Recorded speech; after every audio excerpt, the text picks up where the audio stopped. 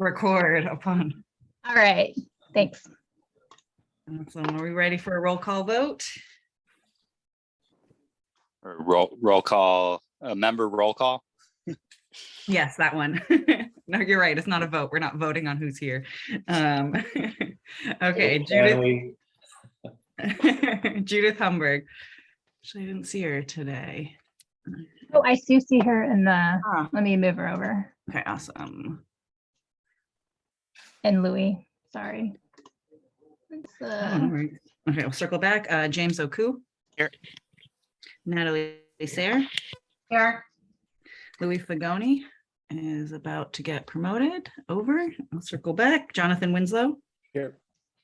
John Vars. Here. William Cook. Here. Peter Markey. Here. Ryan Casey. Here. Fred Crowder.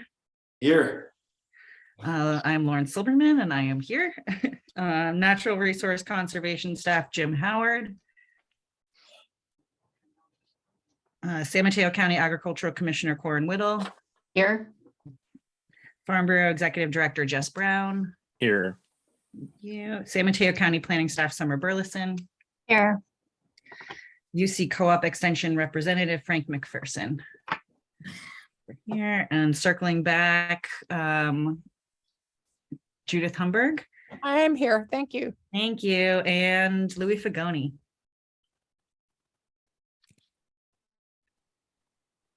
I can see him. I think he's just on mute. There you go. Can you hear me now? Yes. Okay. Hi, Louis. Okay. We have everyone who's normally here is here.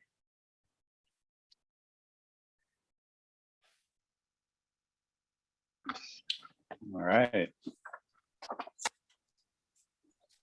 Okay, our number 3 on the agenda always is to adopt a resolution that as a result of the continuing COVID-19 pandemic. I don't know if we're going to continue this indefinitely, but state of emergency, meeting in person would present imminent risk to the health and safety of attendees. I'll do what I normally do and jump in and make the motion. So I move that the above resolution is adopted. Second. Thank you. Let me get that in my notes. Seconded by Bill. Okay, Judy, Yes. James, Yes. Natalie, Yes. Louis, Yes. Jonathan, Yes. John, Yes. Bill, Yes. Peter, Yes. Ryan, Yes. Fred, Yes. and I'm Lauren, and I vote yes. That unanimously passes.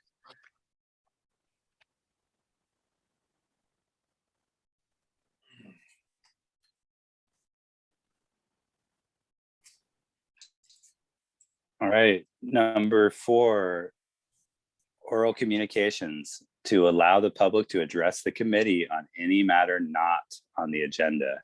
If your subject is not on the agenda, the chair will recognize you at this time. So let's see if anyone has their hands up.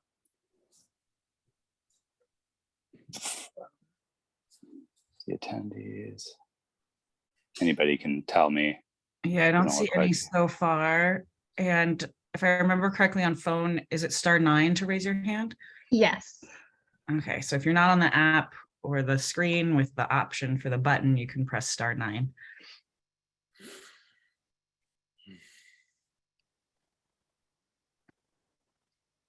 Okay, I don't see anyone raising their hands.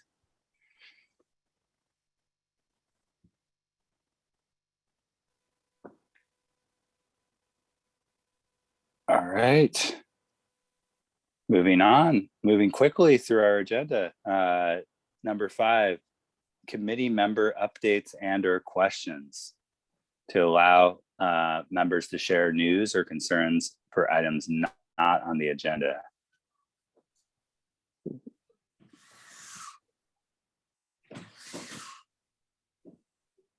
Anybody? We do have a hand up from Commissioner Corin. Sorry, I should probably say Commissioner Whittle. Hello. I just have an announcement that high pathogenic avian influenza is in the wild bird population, and it's been found in Sacramento, Colusa, and Glenn counties. So people with poultry should be advised to take biosecurity measures to protect their flock from interactions with wild birds. And just in general, to take biosecurity measures if they're moving in between farms. It's actually not advised to visit other farms within 72 hours of being at your farm. So that does kind of limit some of it, limit your visits to your friends and neighbors sometimes. But this is very contagious, and it's a very concern to the state and all the poultry producers throughout the state, well, throughout the US, frankly. So just that's all I have for today. Wow.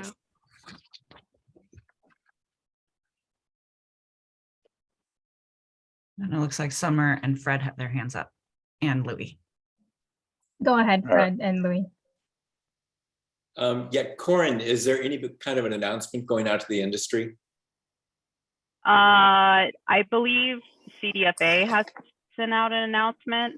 I've been announcing it at Farm Bureau and wherever I can. Okay, where would industry members go to get more information on this? You could go to the CDFA website and there's more information, though I don't know, last I looked, it wasn't as up to date as the findings in Sacramento County. So that's in Colusa. Those are kind of the closest to us. So pretty much people just need to consider that it's there. So if you go to cdfa.ca.gov. I've been there. Well, not lately, thankfully. Thank you. Okay. All right, Louis, did you have your hand up? Yes, a question for Corin. Corin, how was the response for the disposal, for the pesticide disposal? It was good. We had 27 participants, and it was like over 5 tons of pesticides were collected. There were all sorts of different varieties. Sorry, I don't have my list. No, I don't.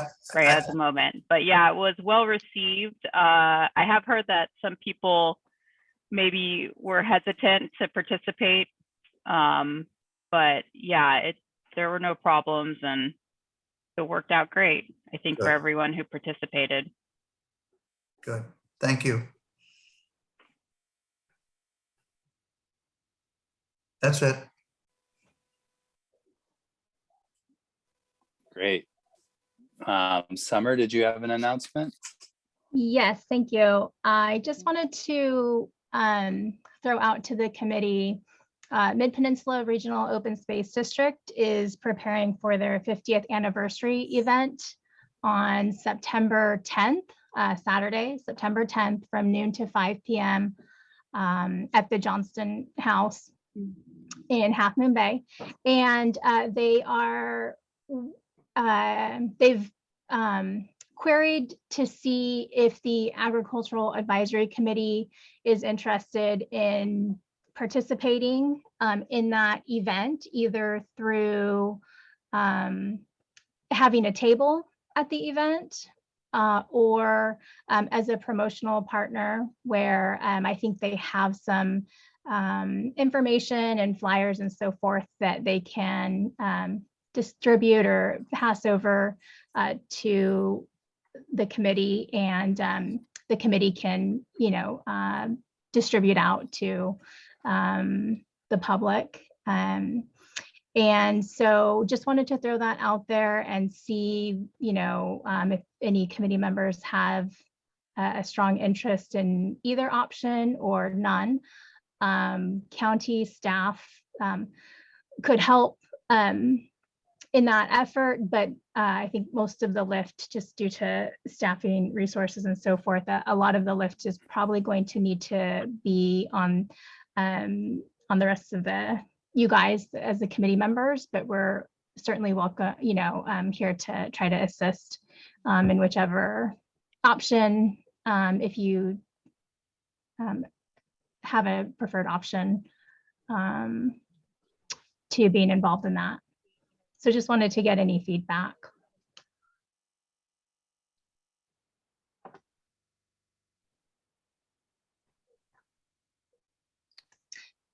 And I don't know, some of you may already be involved with other organizations that you also participate in. So, This is yeah. Lauren, and I don't want to speak for anyone else on the committee, but my initial gut reaction is that we don't necessarily need to participate in a way like as if we were a community event, like needing a table to raise awareness. We're very much a county focused advisory committee that makes recommendations on very specific applications for land use projects. So, in my experience, and I've only been on, for a couple of years, we haven't participated in other public facing events in the same way. And I'm not sure if there's a benefit to the committee for participating in that way, but I will personally love to plan to attend as an attendee. It's kind of my initial reaction, but interested what other committee members think about it. 50th anniversary again, I didn't quite hear it. Yes. Anniversary of what? Mid-Peninsula Regional Open Space District. Okay, thank you. Mm-hmm. Yeah, I would. This is Fred. I would agree with Lauren on that. I'm not quite sure how the committee fits in respective to participating that. I could see us being there to raise awareness about the Ag Advisory Committee itself, or that it exists, but I'm not even sure about that. But I'd be glad to participate or help out in any way that they might need, setting up chairs, tables, or outreach as an individual, not as an Ag Advisory member, though.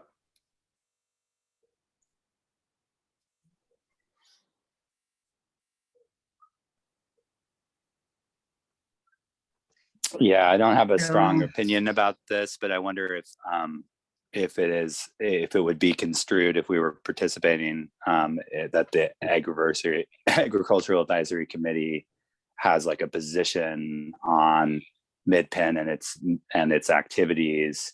And I think that what's accurate is probably over the years, there have been various opinions shared to greater or lesser degree by members of the committee, and it'd be hard to represent the committee's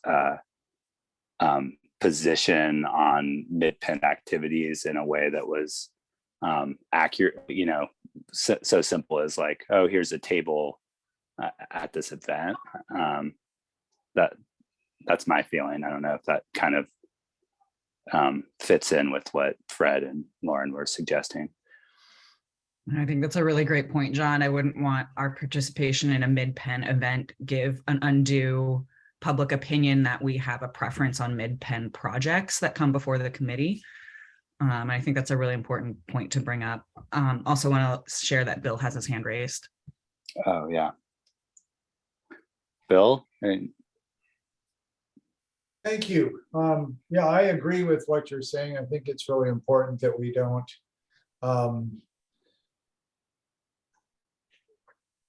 have a public representation that we're supportive or not supportive of any particular organization. But the only thing I can think of is that our presence there would be, possibly just letting people know that we do exist and that people can, phone in, participate in our meetings and express their opinions about things. But I don't know that this is necessarily the appropriate venue for it. But I tend to agree that kind of staying out of the political side of things is important for us.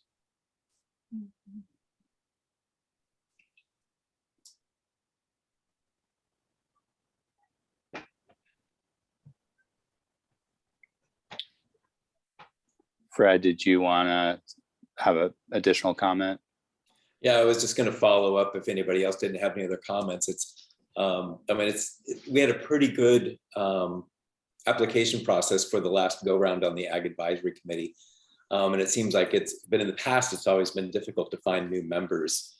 And so I was also thinking, well, if not at this event, we should probably look at other events, or the planning department should look at other events to be able to raise awareness about the existence of the committee and the opportunity for participation, either publicly at each meeting or to actually be a member on the committee. So just going to throw that out.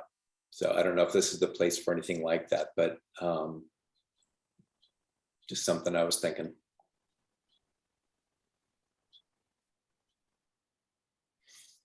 I think that's a good point, Fred. And I think there are other avenues for planning staff to be able to kind of spread the word regarding the Ag Advisory Committee. And, you know, as positions become open in trying to recruit to fill seats. I don't know if anybody else, you know, would like to say anything on the item, but I'll just say what you all are sharing in terms of your perspective in participating in the Mid-Penns event is sort of what staff's thinking was as well, but it was sent, you know, for the Ag Advisory Committee. And so we didn't certainly want to make any assumptions, or, you know, if the committee had a certain other desire to participate. So with that, you know, if anybody else has any comments, but it sounds like there's no hard objections if we pass. And I don't know, Corin, if you wanted to add anything. Not to the Mid-Penn. I have an Okay. additional announcement. And I just want to say Okay. thanks for the consideration, Summer, and bringing that before the committee for our consideration. Okay, thank you all.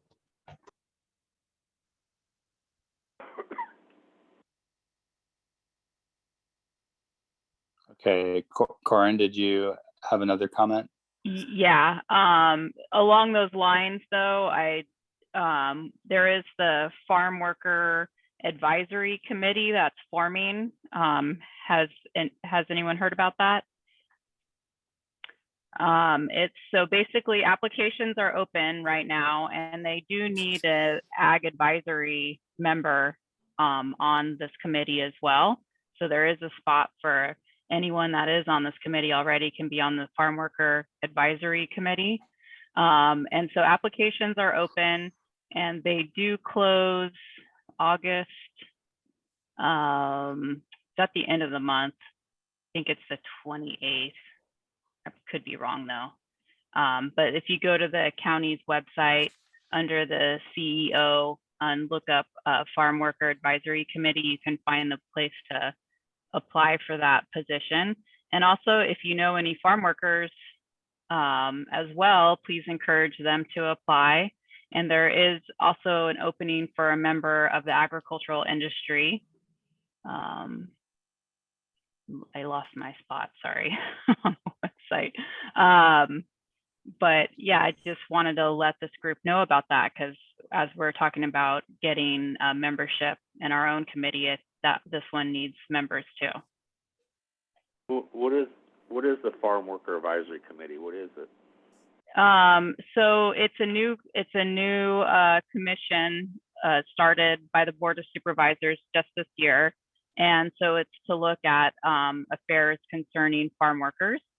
I think it kind of started here actually by Lauren. And so the whole idea about hearing, you know, the concerns of the farm workers and the different issues that come up with the industry. So the idea was to hear from farm workers themselves. So I don't have it in front of me at the moment, but I think it's 4 farm workers. There's going to be 3 community-based organization members, an ag industry member that is not a farm worker, and also an ag advisory commissioner, and a family of a farm worker. on this committee. And so they should start meeting in November is the planned first meeting for that commission. Thanks so much for bringing that up. And just want to piggyback on that and provide a little bit of extra context for those who haven't been longtime committee members. If you may remember at the very beginning of COVID, we had some public bring up questions about how to support farm workers in this group. And we kind of determined, we have a very narrow purview in this group to make recommendations on land use, how land use things can relate to agriculture. And there was definitely community interest in figuring out how to support farm workers through COVID. And then also as an extension of that, housing and, food insecurity and all sorts of stuff, just, ways to support that community. So out of those initial conversations that happened during public comment in these meetings in early 2020, a group of community members started meeting regularly and became the Farm Worker Affairs Coalition. And so that's just been a community volunteer group that has been meeting regularly several times a month for the last several years. And a goal of that coalition was to have a more formalized group specifically for farm workers that can interface more formally with the county. So that's where this new commission came from, and definitely kind of was supported in early 2020 from many members of this group and has grown far beyond that and is now becoming its own commission. So so thank you so much for bringing that to everyone's attention. I'm not sure if I will be able to serve in the role of commissioner liaisoning with this group. I have some kind of, and I'm not sure, I'm actually considering, just to give everyone full disclosure, I'm not sure I'll be able to renew my term with this committee either. In summer, I'm planning on reaching out to chat with you about that more. I may be moving out of the area in the next year, and I'm not sure if I can continue to serve in the role if I'm not a resident of San Mateo County. So I don't want to commit to another 4 years if I'm not sure that I could carry that commitment through. So I do want to encourage, if there's anyone on this committee that is passionate about supporting farm workers, the local farm worker community, and in how they support our greater agricultural community, I really encourage you to participate. And really, it's going to be focused on, kind of those bigger structural issues that any one person or committee can't focus on. So how to gather resources to build new housing, which is something that is really difficult for an individual farmer to do. And many of you have participated in programs that have been able to build new housing, but how can the county as a whole, with all the resource providers, provide bigger solutions to the bigger problems that our local ag community is facing. So I've been rambling on enough, as you can tell, but if anyone is interested in learning more, please reach out. I'd love to chat with you, and definitely want to encourage everyone to apply and/or attend the future meetings. Okay, I'm rambling over. Thank And you. I can send out Summer to send out to the group the flyer for that talks more about the Farm Worker Advisory Commission and how to apply.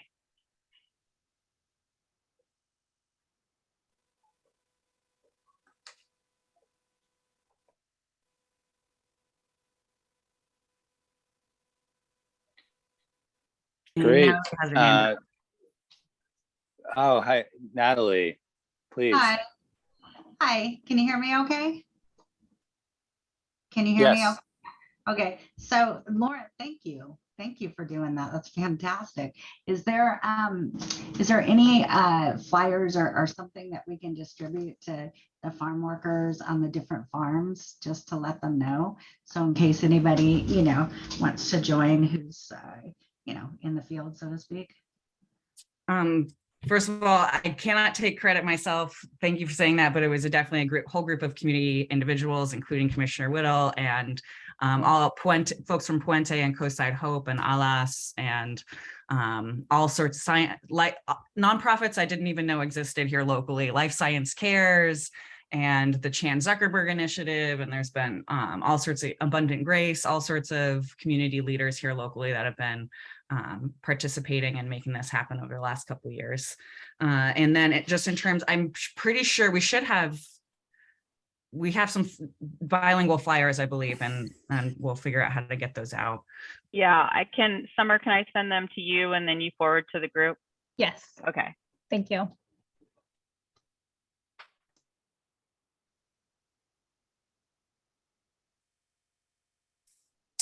Great. And I imagine with the participation of the nonprofit groups, there'll be adequate translation in case farm workers are Spanish speaking, as the majority are in this county, I believe. It'd be great to get people on there who are really in the field. Anyone else with a hand up about? Yeah, and just that's general. Not general, but I do just want to, I think, highlight what you just said, John, which is the goal of this committee is really to center farm workers and not have the support come from the Farm Bureau, which is for the farmers, or the Ag Advisory that's for land use, and to really have a group that's dedicated to centering the farm workers' voice and experience. And that's really been the design behind this committee, is that it must, kind of like this committee must have a certain number of farmers serving, that committee must have a certain number of farm workers serving. Excellent.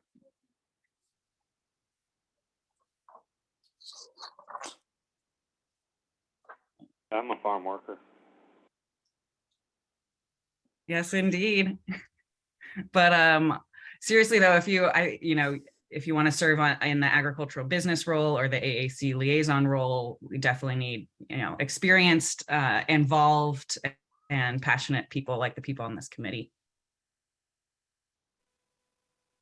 So I have a question. Would a way to sort of delineate between the two be employees versus employers? Because I think what you run into a lot of the time, just to throw it out there, and that might be what he was referencing, is that a lot of farmers, they also work in the field. My husband is the farm owner, but he's also out in the field every single day, right alongside the farm workers.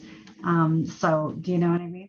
So that's, I think you're going to find a lot of farm workers who are also the owners because they work in the fields too. So just to say, so I hope that'll be Absolutely equality across the board for everyone in the field, so to speak. Yeah, I love it. I think it's great.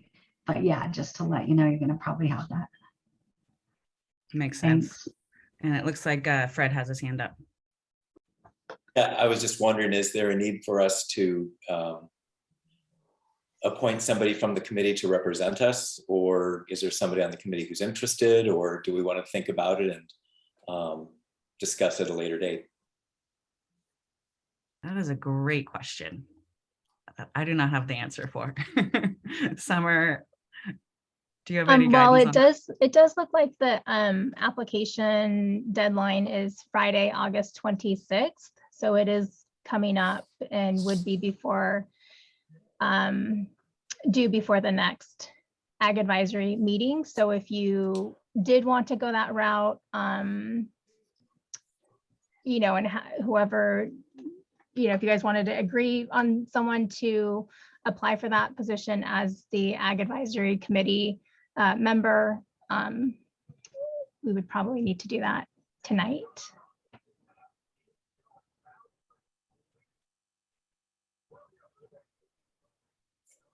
Could we perhaps see if anyone organically applies for the position, and if no one does, have it be an agenda item on our September meeting? Yeah, if you wanted to do that, we could consult with the boards and commissions division and see once that deadline is up, if just make sure that somebody has applied for that position, and if not, see if we can circle back around to the committee at the next meeting. I think that's doable. Looks like Bill has his hand up. Yes. Is that something that we would be able to do today if we wanted to without it being agendized? Or really is it more that anybody who's interested is free to apply and encourage people to think about it and go for it if they're interested?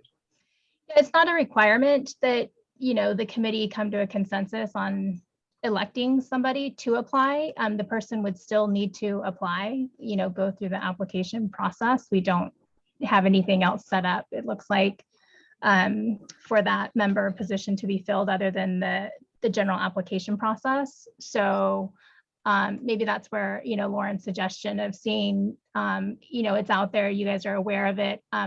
We'll send you more information on it and instructions on how to apply.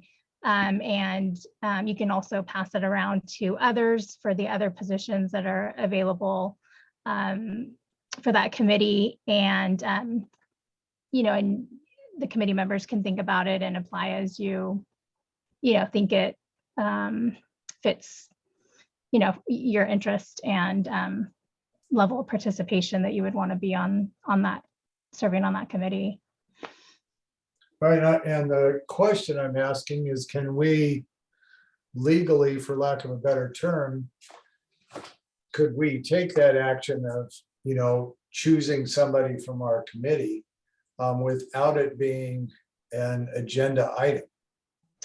I think you probably could under this agenda item, just in the fact that it is a committee member that needs to be selected. And it looks like we have a full attendance of all of the committee members. So there's no, disadvantage or somebody not being able to participate in the discussion to select somebody. Thank you, Summer. Could I speak a moment, please? Yeah, Louis has his hand up too, Peter, but go ahead. Go first. He was ahead of me. Let Louis go first. Okay, Summer, have they set, is this going to be monthly meetings, bi-monthly meetings?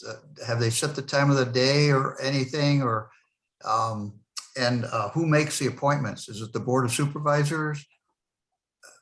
And the other thing is, like Bill Cook brought up, I don't think we have to make an appointment. I think that we could ask the committee, and then that person that is interested could just apply for the position. Yes, I'm not sure. I don't have the information in terms of, frequency of meetings and, times of the meetings. So I don't know. I can find out further and send it out when I send out the notices to the committee members. And it is appointed through the Board of Supervisors office. The appointments from the applications would come from the Board of Supervisors office. And yes, to your last point, kind of following up on Bill's point, could certainly kind of leave it here and see those that are interested are free to apply. Thank you. It'll be 6 times a year. They'll meet. They don't have a time yet of time of day when they'll meet. John, Peter. Yeah, go ahead, Peter. Okay. Depends how the committee agrees upon it, but we could do it in different ways. We don't necessarily need to appoint somebody to apply to be on the committee. We could, if somebody's interested on the committee and we all agree that we could apply, have somebody act as a reporter for reporting back to us of what's going on, not necessarily have to be on the Farm Workers Committee, because that's done in the past too as well. So in other words, say if the person, even if the person doesn't want to apply, does not want to be on the committee, but's willing to go to the meetings to report back to us each time, that could take place as well if our committee agrees upon that and somebody's willing to volunteer to do that.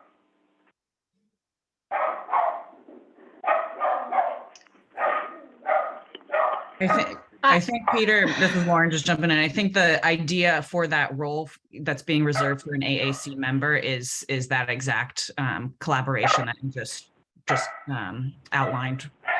So it sounds like, I think with any board, any county like this one, you have to apply and get approved and appointed, but whoever that person is will serve as that liaison role. I will say it doesn't necessarily specify a voting member of the committee in the materials I've seen so far. So I'll just throw that out there if anyone anyone on the who's already got a salaried full-time job with the county wants to add anything onto their plate. Lauren, could I answer to that, please?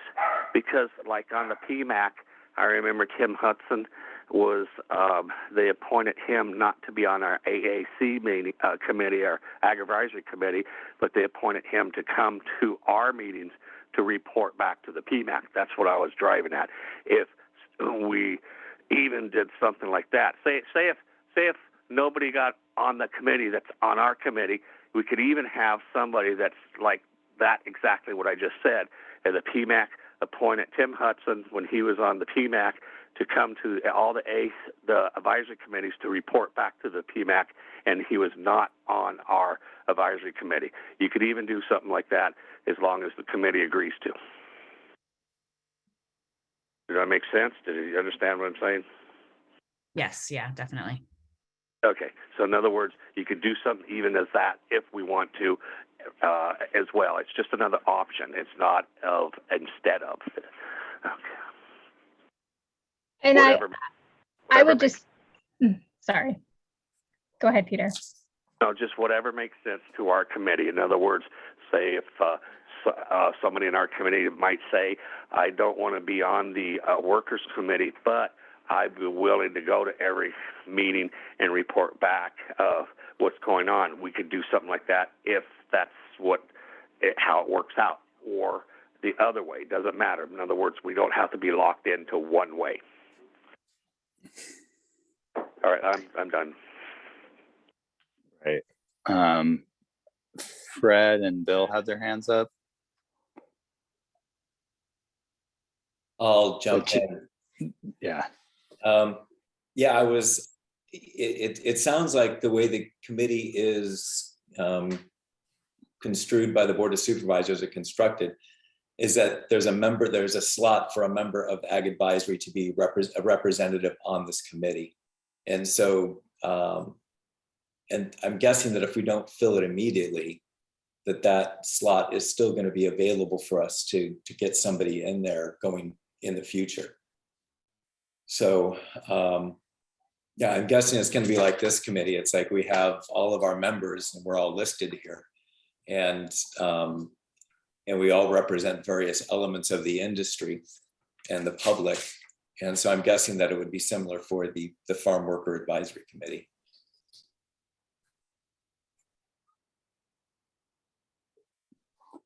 Definitely. Yeah, Bill, did you want to make a comment? I think you're on mute.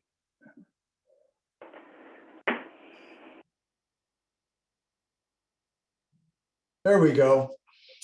So one question is probably for Summer, and I think what Fred brought up is, do we need to have somebody apply by the deadline for applications? Or if we don't have anybody apply from the Ag Advisory Committee, will a slot still be held open that can be filled at a later date?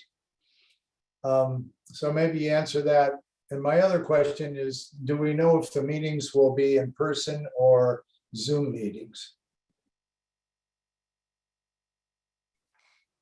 With regard to your first question, Bill, so and kind of just speaking in general, I think, the intent of this commission is to have certain positions available to be filled, to actively participate on that commission. So I would highly encourage any committee member, Ag Advisory Committee member that is interested to apply. I think that we do, the county does want that position or that seat filled by an Ag Advisory Committee member to, represent the committee in that commission. If the position is not filled, I don't know, what the process is further from there. If nobody from this committee applies, I don't know what kind of the alternative would be. I would need to check in with the boards and commissions on that. As Lauren had mentioned, at least in the, kind of brief literature that I'm reading now on the commission, it does not say that it has to be a voting member. And so perhaps there would be an appointment of a non-voting member, but I would highly encourage anybody, on the committee tonight to apply if you're interested in that and think you're able to, dedicate the time to be on that commission. And I don't know if the meetings will be Zoom or in person at this point in time. As regards to whether that slot would be held open, whether somebody applies now or not, is that something we could get that question answered? In a timely enough manner that we know if there was, well, this is our only opportunity to have somebody on, because it's a little short notice. I mean, for me to try to think that through and decide if I want to participate by a deadline of the 26th of this month.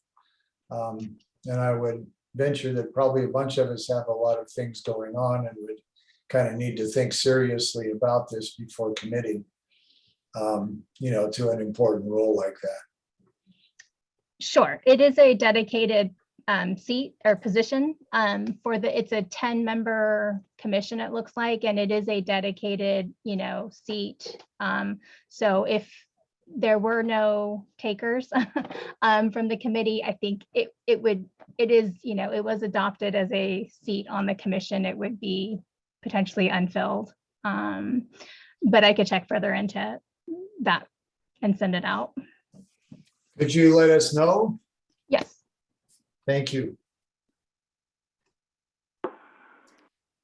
This is Lauren. I had kind of a geeky insider baseball kind of question. Which county department is going to be the primary kind of liaison for this committee? I noticed it's listed under the executive's office, the county executive's office. Will they be? It's community affairs is going to be staffing it. Right, Summer? I had all this information at some point and I'm having trouble finding it. Yeah, right same. Now. So if you go to the website, I sent Summer a zip file. Unfortunately, it's a zip file, so I don't know. You guys will have to double click on it to open it. And then there's folders inside with English application, Spanish application, and Chinese. And so it has more information about all that, but I don't think all these questions are answered, like the time. I don't know what time, whether or not they'll hold the position open, which I think they would, until they get it filled. Yeah, so sorry, don't have more information on this. Well, I think for the sake of time, maybe if there's no objections, we could take the suggestion that Lauren made earlier, that we'd hope that someone would apply organically before the 26th, and then we can revisit this in the September meeting. Definitely I share the opinion that it's an important role, but also would be hesitant to jump into it myself, and imagine that is how others feel right now. So volunteering in this moment might not be the best way to spend our time. Fred, did you have your hand up again? I do. I was going to say, since this is a representative of the Ag Advisory Committee, that we should probably, rather than having somebody organically apply, is have somebody organically let us know that they would like to apply. And then at the committee, go ahead and give them a thumbs up to do so. Because I mean, actually individuals on the committee could apply just to be individuals on the committee and not be agricultural advisory representatives. I'm gonna ask the obvious question that I think, or the question that has the obvious answer. Is there anybody on the committee at this moment that is interested in applying to represent the committee? Hearing none, that checks my assumptions or the committee's assumptions. So. Well, I will say I'm interested if I'm not moving to Santa Cruz in 2023. So I'll throw that out there, but like I said before, I don't want to commit if it's not something that I can see through. Okay, well, I'm a little bit interested, so I may be moving in that direction, but I wouldn't do so without consulting with John and the leadership of the committee. I'm also a little bit interested, but it's just interested at this point.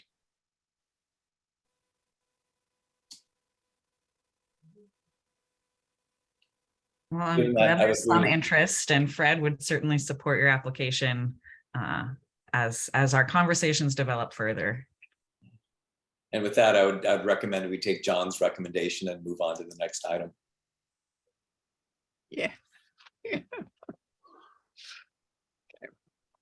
Great. All right. What was the next item here? Consideration of minutes.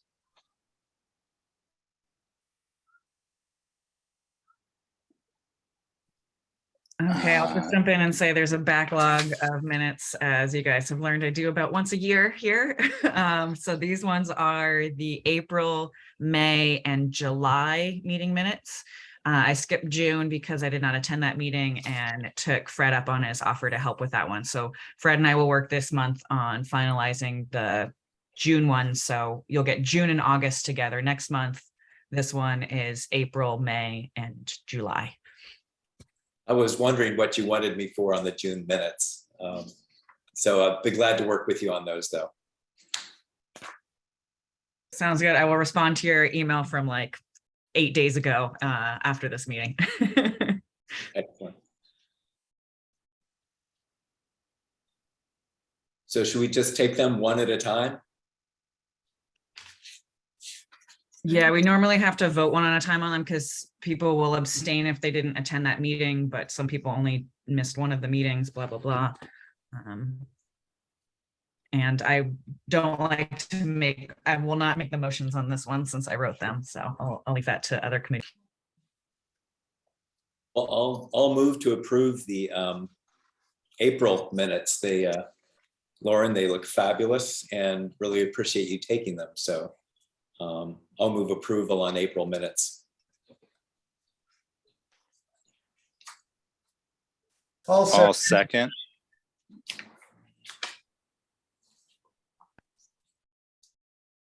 I was kind of Bill and John at the same time. I think Bill I have it first, so I'll give it to Bill. Okay, let's do a roll call vote on the April minutes motion. Judy. Yes. James. Yes. Natalie. Yes. Louis. Abstain. Jonathan. Yes. John. Yes. Bill. Yes. Peter.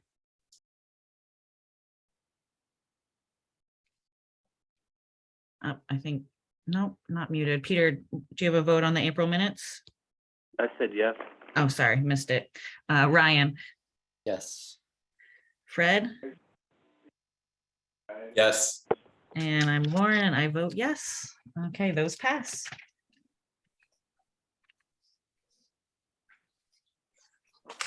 Okay, ready for May? I'll move approval of the May minutes. Oh, actually, I got to abstain as I wasn't present. Somebody else will have to move approval. I'll move approval of the April minutes. I'll second. Can I just ask you to correct that to the May minutes? Yes, you may. Thank you. Okay, roll call vote on the May minutes. Judy, Yes. James, Yes. Natalie, Abstain. Louis, Yes. Jonathan, Yes. John, Yes. Bill, Yes. Peter, Yes. Ryan, Yes. Fred, Abstain. and I'm Lauren, and I vote yes. Okay, also pass. Okay, and jumping ahead to July.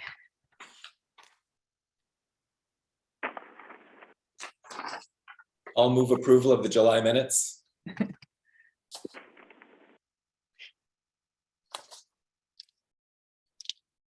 Who's gonna be first to second this time? I'll second. Okay, thanks, Judy.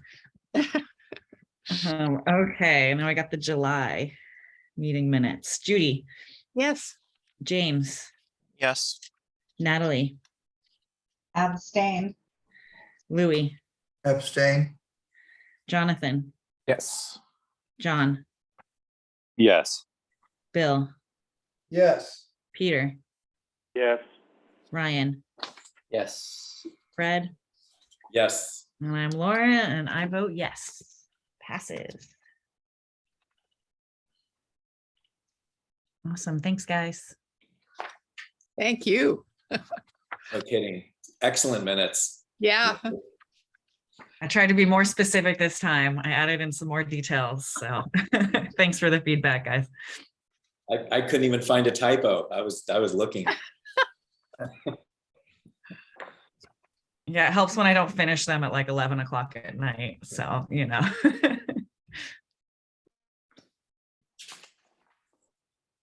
Okay, are we ready for a committee discussion and update on the current COVID-19 pandemic? Potential policies needed to protect local agriculture and water from contamination, how the pandemic may affect local food supply and access to farm labor and resources available to producers and farm workers. And I know I normally have updates here, but the FAC, which we talked about earlier, has been taking some time off with everyone traveling this summer, so I don't have any specific updates other than all the resources that have been available recently remain available.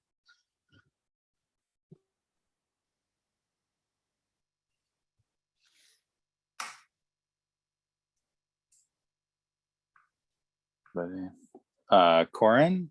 Yeah, nothing new to report on COVID from the county. We're still in the high transmission. So it's the same report as last time.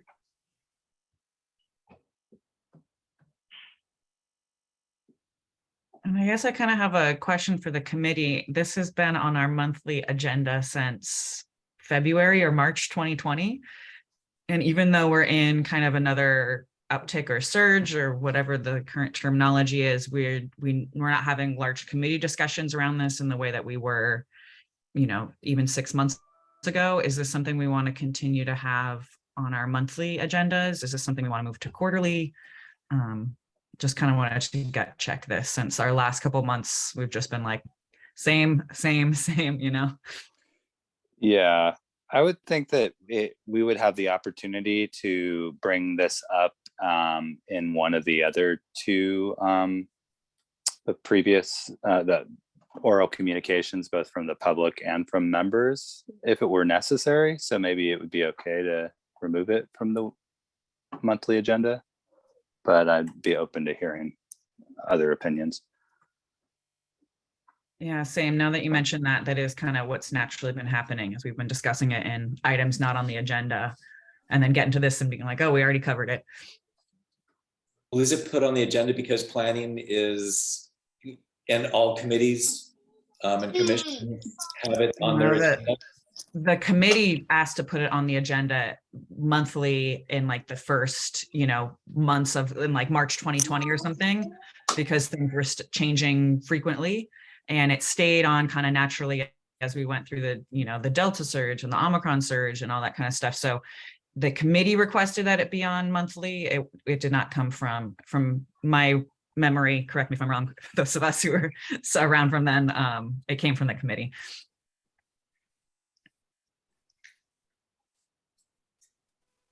I think that's right.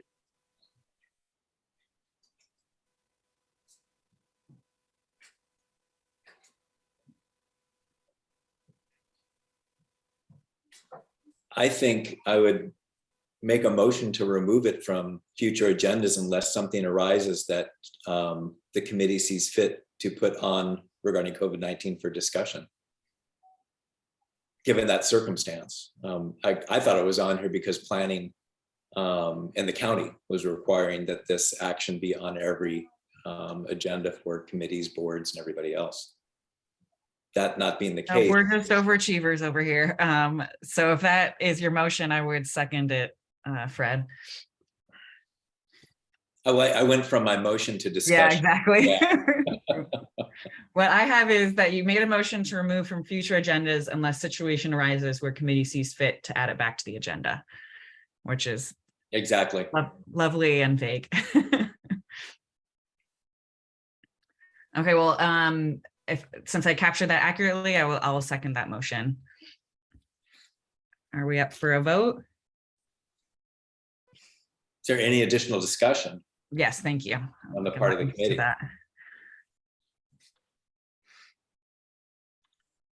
We're getting a head shake, some head shakes.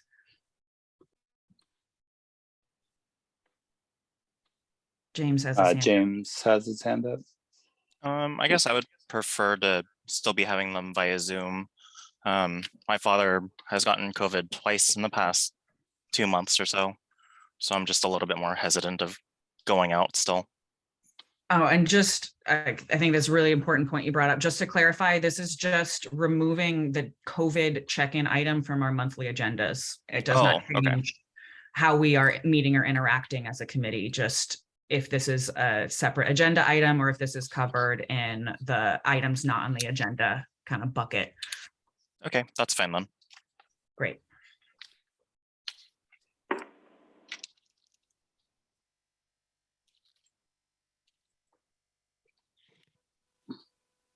John, I got my hand up. Yeah, Louis, go ahead. So Fred, what the motion is that we're going to strike number 7. Is that right?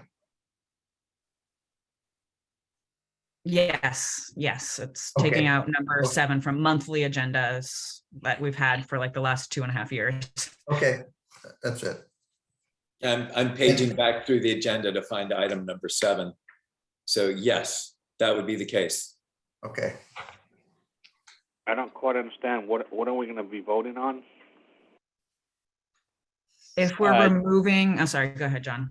I've explained it like 5 times already. Peter, just on every agenda since the pandemic began, we've had this item committee discussion and update of current COVID-19 pandemic. And we were thinking that maybe we could remove that at this point. And then if there are things that we need to discuss, we have the opportunity to bring them up during the committee member update, which would be an item that remains on the agenda.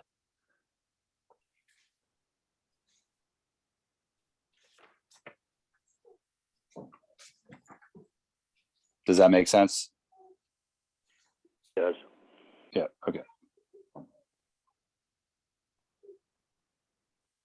And I also just wanted to clarify, I didn't mean to be at all disrespectful. I just meant that I have explained it several times unsuccessfully, and I wasn't making any comment about anything other than that. If it was interpreted, my flippant comment was interpreted in another way. To overthink that and clarify for you guys. Are we going to vote? Call the vote, John. All right, let's have a vote on the motion made by Fred to remove item 7. Lauren captured the language, but yeah, it's in the notes for the minutes. So this is a vote on making a motion to remove item number 7 from future agendas, unless the situation arises where the committee sees fit to add it back to the agenda. And we're going to do a roll call vote. Judy. I agree. James. Yes. Natalie, Yes. Louis, Yes. Jonathan, Yes. John, Yes. Bill, Yes. Peter, Yes. Ryan, Yes. Fred, Yes. and I'm Laura, and I vote yes. Passes. Unanimous yeses.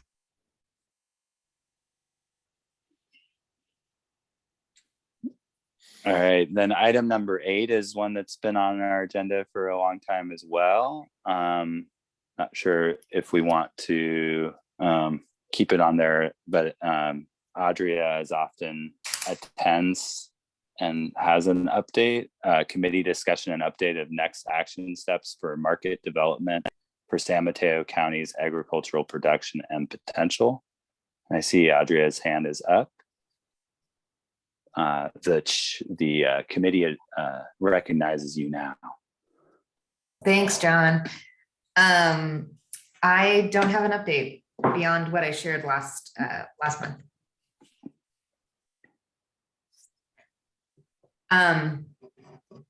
But I am also one of the kind of like hanging on agenda items, and so I did want to just check in about that. If you'd like to keep me there, and if there's anything in particular you'd like to hear from me. Bill has his hand up. Yes, go ahead, Bill. Is there an upcoming meeting? Similar to the one that we had on May 11th? Of any kind, I guess, that would be open to the public. Regarding marketing? Yes, regarding this item, yes. Not open to the public that I'm aware of, but maybe Jess can answer that if Farm Bureau is planning one. No, we don't have anything planned right now. Thank you. Oh, This is Lauren. I had another question, but I did just kind of have a follow-up question on Bill's. Bill, were you asking if the working group around this is continuing to meet, or around, and if the public can participate or provide input on the working group meetings? Or I guess that if that wasn't your question, that's my question. Or any other meetings, just wondering if there's meetings coming up that are open to attend and participate in, or just listen to what's the progress or the state of things. Yeah, I'd be happy to share what I did last month, so I can share that again. From our side, the RCD received a grant, a small grant, and we're going to be hosting a working group of about 10 producers, and that's not open to the public. We selected 10, mostly because that's a manageable group that can, continue to work on stuff, and they'll be meeting over the next 6 or so months, and we're encouraging them to engage with the rest of the ag community as we develop a few proposals that would help overcome some of the barriers that exist to getting produce to market or products to market.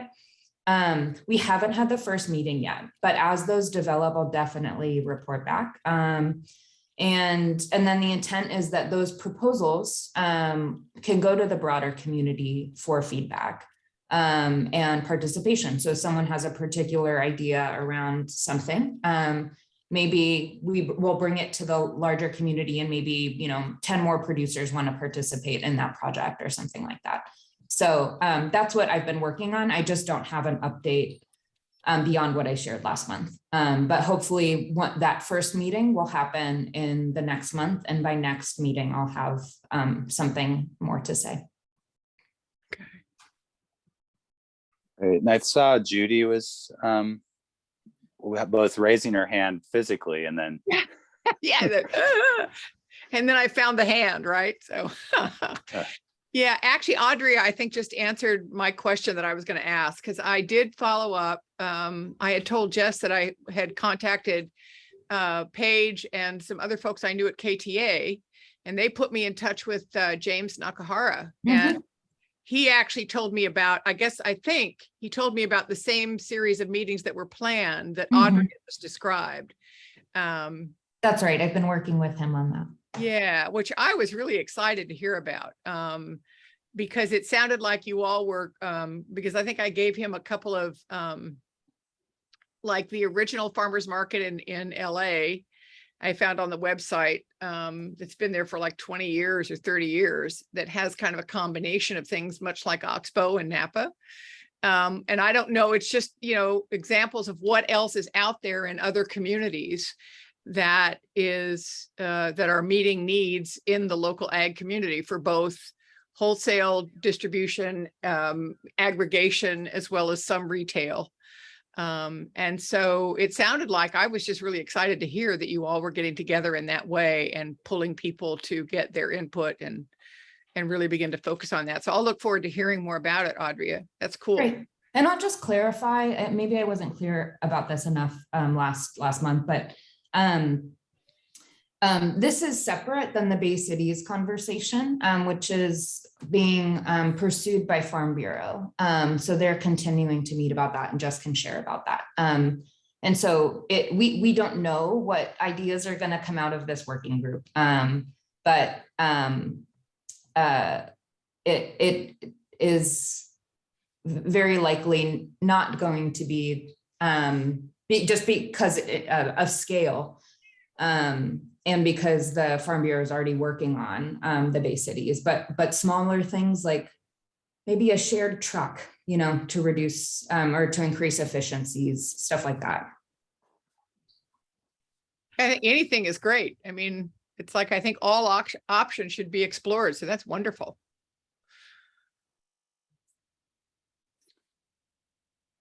Great. And Lauren, you have your hand up? Yeah, I wanted to circle back to before. First, I just want to say thanks for the update and providing additional clarification and kind of context. That was really helpful, Audria. And just want to kind of come back and fully agree with what Judy just said. And I'm excited to hear that Farm Bureau is running with the Bay Cities project, and we've got a small funded working group that's running with other initiatives. So really great to hear that. Just circling back to the beginning of whether I just wanted to revisit since we're kind of doing some housekeeping, do we want to keep this on the monthly agendas or not? Audrey, you just shared that you would continue to provide updates to this committee as things developed. Curious if you would recommend this remains as a separate agenda item, or if, similar to the last one, we could incorporate this into the kind of general bucket of all items not on the agenda. So interested what the committee thinks about that.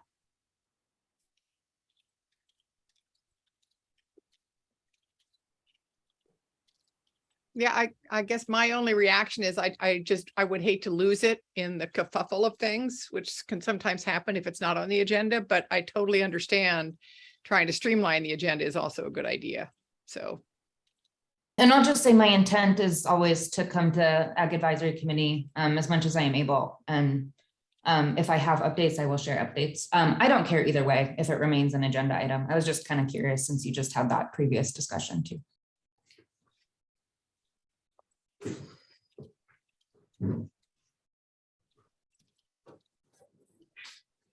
When Bill has his hand up, and then Fred. Yes, Bill. I think this is important, and I would like to see it left as an agenda. Yeah, that's easy enough. We don't have to talk about it, except to acknowledge that it's an agenda item. And then if there isn't an update, then it doesn't actually occupy much space. Fred, go ahead. Oh, I think you're muted. You're muted, Fred. Oh, I am. What the heck? I was going to say, if Audrey is going to continue to provide us updates, then I don't know if there's a need to keep this on the agenda every month, providing us updates when the time's appropriate. In the interest of cleaning up the agenda, and so we can get to the actual, regular agenda items before 8 o'clock. and give ourselves time to address them.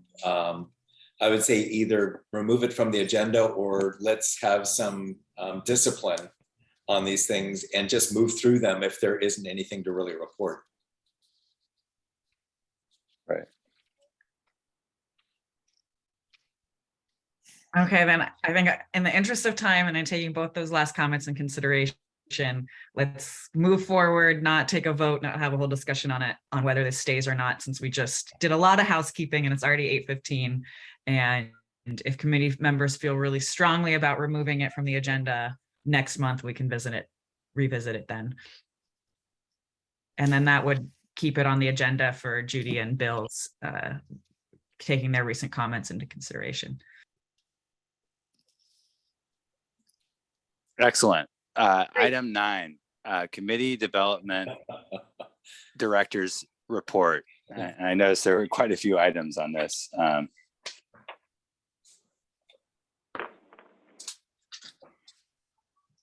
Summer. Yes. I can try to breeze through this. So this is for the period from June 30th to July 28th. There was one planned agricultural district permit application heard by the Planning Commission on July 27th, and it was approved, and it's currently in the local appeal period. And that was for a new domestic well on a undeveloped property in La Honda, off of La Honda Road in San Gregorio. The owner applicant was Charles Floyd, and the project planner is Olivia Boo, and her contact information is on the director's report if you have any questions.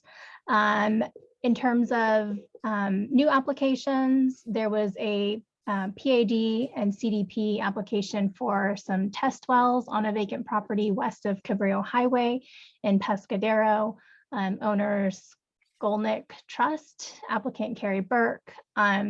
Project planner is Kanoa Kelly, and his contact information is listed on the director's report if you have questions on that project. That application was filed on July 8th.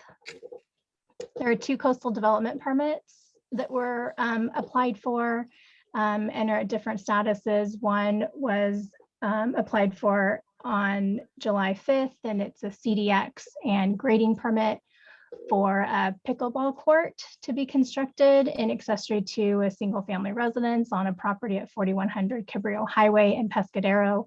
That application is currently under review with our department. And another application, a CDX that was approved off of White House Canyon Road for PG&E to relocate an underground electrical distribution lines from the that were damaged from the 2020 CZU fire along White House Canyon Road. Mother drove in probably. Or I took the dogs for a ride. And I don't think that's for me. Then other applications, just of note, is the Cannabis Ordinance went through a second reading by the Board of Supervisors at their July 26th meeting. And so that Cannabis Ordinance amendment will go into effect 30 days after that second reading, which would be August 25th. And a couple of applications. One, the Planning Commission approved at their July 13th meeting was for a coastal development permit for the San Mateo County Parks Department to install 2 benches at the Pigeon Point Viewpoint parking lot down in west of Highway 1 and near Pigeon Point Lighthouse. And that is currently in the California Coastal Commission appeal period. And that appeal period actually, the Coastal Commission ends on August 18th.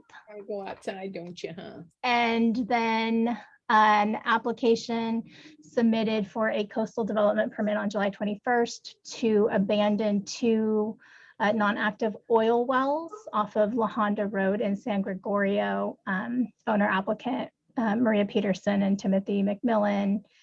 Case number PLN 2022-00226. And that project planner for that case is Catherine Castro Rivera, and her contact information is on the director's report as well. And just additional announcements at the next regular Ag Advisory Committee meeting is scheduled for September 12th, 2022. And to save time, that's it. But maybe at the next meeting, we can discuss also, just in an effort to kind of streamline things. I'm not sure if historically all of this information has been read out at the meetings, or if it's just there and presented, and maybe planning staff can identify the kind of any announcements, but whether we need to read through each of the projects like this. So perhaps at the next meeting, we can discuss that further if we want to make a change to that.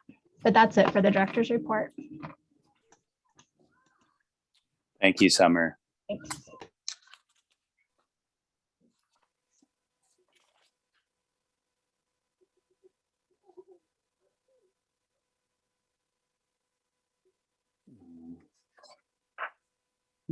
Okay, are we ready for the regular agenda? I will. Yes. Okay, let me read it into the record. Okay, Yeah. Regular agenda item number 10. The owner is the County of San Mateo, La Honda Pescadero Unified School District. The applicant is County of San Mateo. The file number is PLN 2021-00056.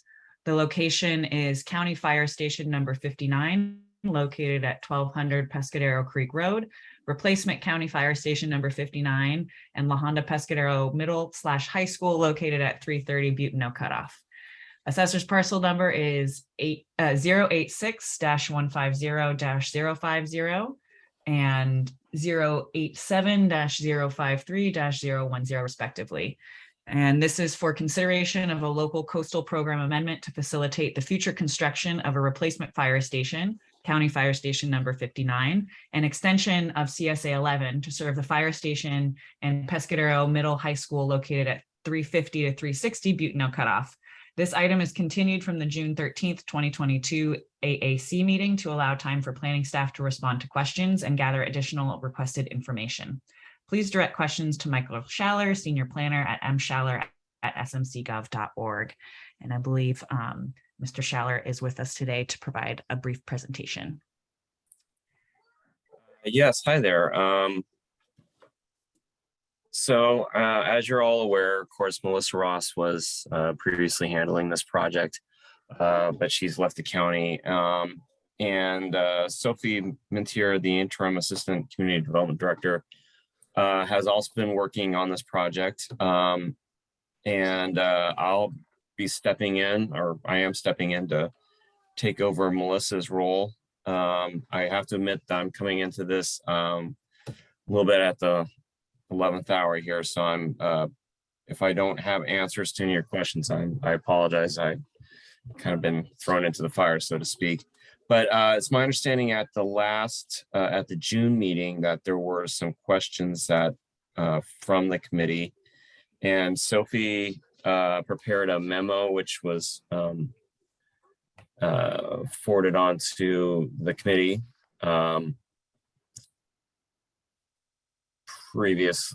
prior to this meeting. So my understanding is there was a question about, there was a request that the steering committee's letter regarding their recommendation for the replacement site be forwarded on to the Ag Advisory Committee.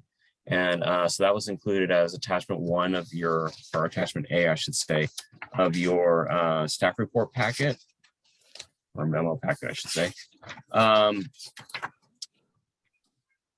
The second question had dealt with the location of the septic field and whether it represented a conflict with the agricultural fields to the north.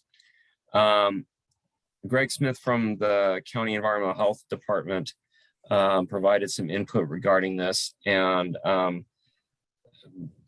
as he states, there are no setbacks specified for on-site wastewater treatment systems in our county or in other counties that I'm aware of. It is generally considered that 10 to 20 feet of separation for edible root stocks or root crops is adequate.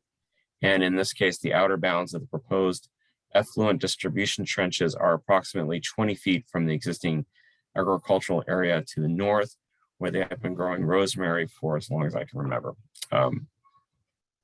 Greg Smith of Environmental Health does not believe that this poses a conflict with the continued use of the adjacent agricultural fields. Question number 3 was whether it was possible to separate the fire station and the connection of CSA 11 in case either project does not go through. And Sophie did provide an analysis. Essentially, the two projects really are tied together. A lot of this has to do with resources. If for some reason the fire station were to not proceed, it would require the redirecting of planning department, of county staff, not just planning department staff, but county staff, and kind of going back to the drawing board, and with the subsequent expenditure of a lot of county staff time and resources to find an alternate site. And so the extension of CSA 11 to the school would be, it wouldn't be the priority of the planning department staff. It would be left more to the school to proceed on with that project. There was a question about the current status of CSA 11. So some data was provided by our Department of Public Works, which does which provides monthly updates to PMAC regarding the water levels in the well. You can see the current what the current surface water elevations are for the two wells. There was some analysis provided that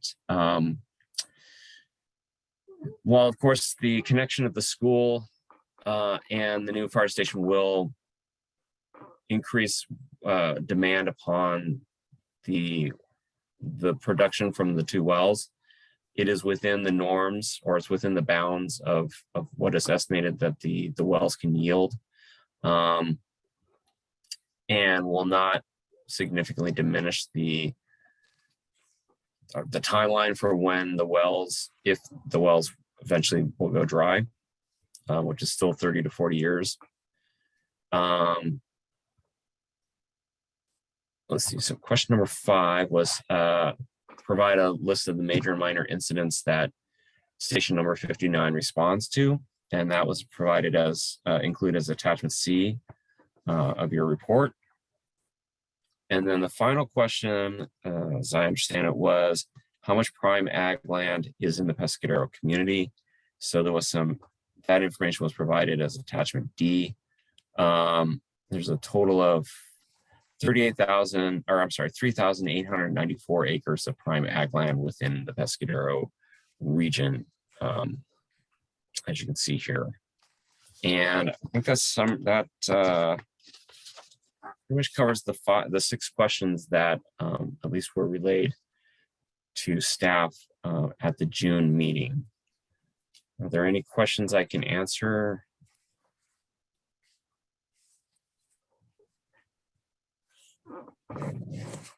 Got a question when you get a chance.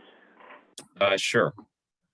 And John, it looks like we got a whole host of Bill, James, Natalie, and Peter have raised their hands. And I don't have a question. I just wanted to say thank you for jumping in. I didn't realize that Melissa had left the county and can only begin to understand how much work you just had to step into. So thanks for jumping in and answering our questions and carrying this forward. I'll do what I can to answer any questions you have now. Let's go first. Who's first?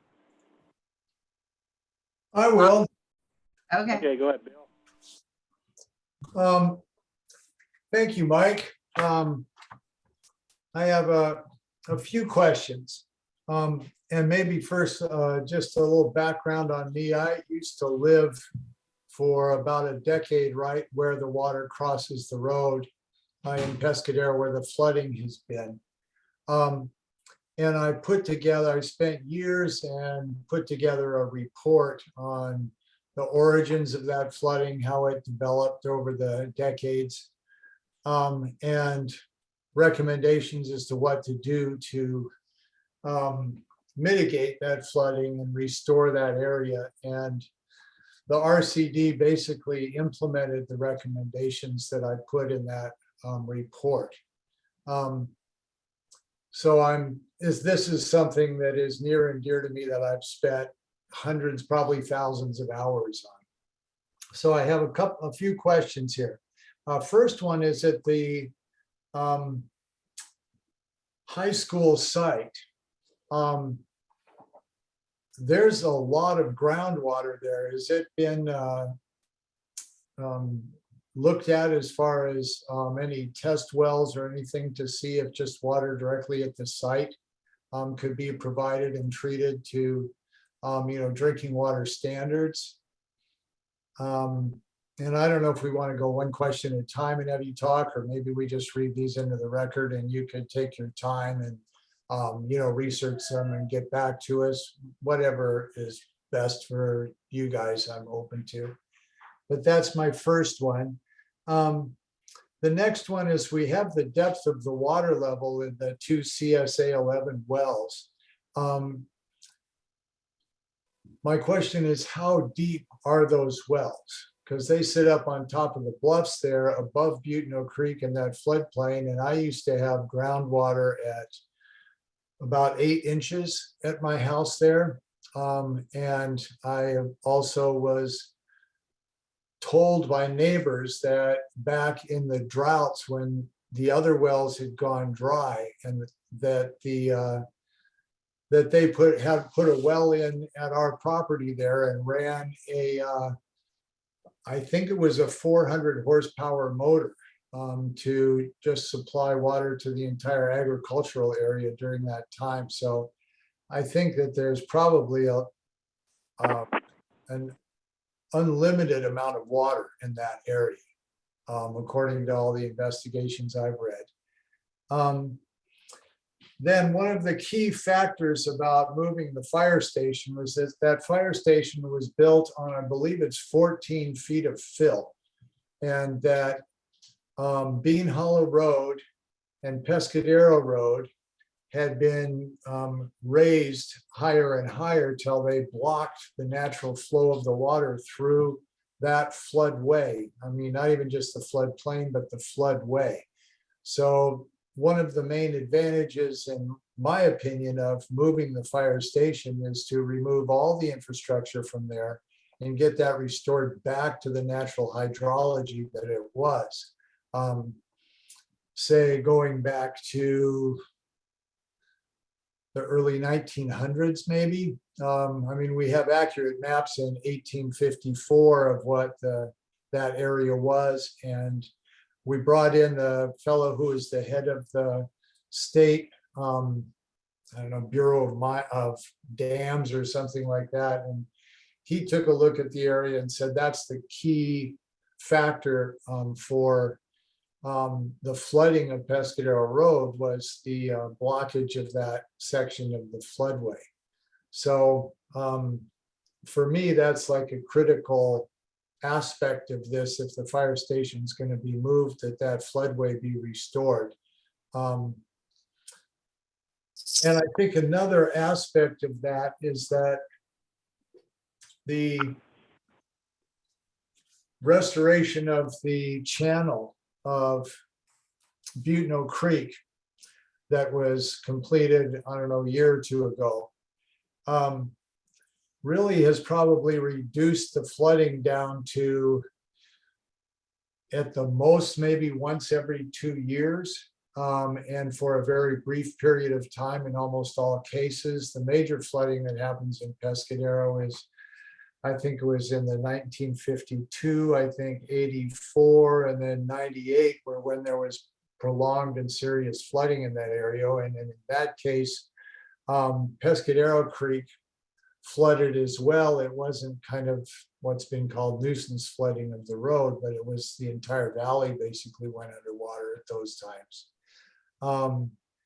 So I guess the question is there going to be long-term maintenance of that channel. And how would that affect the necessity to actually move the fire station?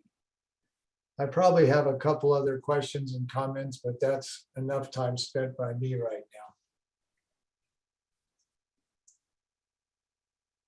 now. Well, so I'll answer what I do know, which is probably not a lot enough. My understanding is the water wells out at the high school do not meet state standards, and that the school is actually under an order from the state to discontinue using the wells and provide some alternate source because the quality doesn't meet state standards, and they're resorting to using bottled water out at the site. Regarding the wells at CSA 11, I do not know how deep they are. I do know that they've done the estimates. They think that there's enough water in that aquifer to supply the demand in the town of Pescado for 30 to 40 years. But I'm afraid I don't know how exactly deep those wells go.